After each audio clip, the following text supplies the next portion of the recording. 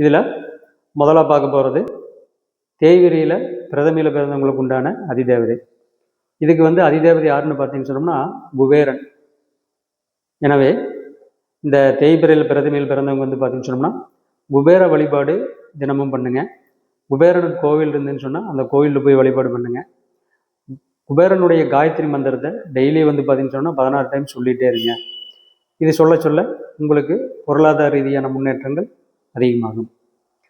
அடுத்ததாக நம்ம பார்க்க போகிறது தேய்பிரையில் துவிதியை திதியில் பிறந்தவங்களுக்கு உண்டான அதிதேவதையை பார்க்க போகிறோம். இந்த தேய்விரை துவிதியில் பிறந்தவங்களுக்கு அதிதேவதை யாருன்னு பார்த்தீங்கன்னு சொன்னால் வாயு பகவான். அதே மாதிரி பார்த்தீங்கன்னு சொன்னால் இந்த வாயுக்குண்டான கோவில் பார்த்தீங்கன்னு சொன்னோம்னா எங்கே இருக்கோ அந்த கோவிலில் பார்த்தீங்கன்னு சொன்னோம்னா வழிபாடு பண்ணுங்க. இந்த வாயு பகவானுக்கு உண்டான காயத்ரி மந்திரம் இருக்குது. அந்த காயத்ரி மந்திரத்தை பார்த்தீங்கன்னு சொன்னோம்னா டெய்லி பார்த்தீங்கன்னு சொன்னால் நீங்கள் 16 டைம் பார்த்தீங்கன்னு சொன்னோம்னா பாராயணம் பண்ணலாம். இது பண்ண உங்களுக்கு பொருளாதார ரீதியாக இருக்கக்கூடிய சிரமங்கள் குறையும், செல்வ வளம் ஏற்படும்.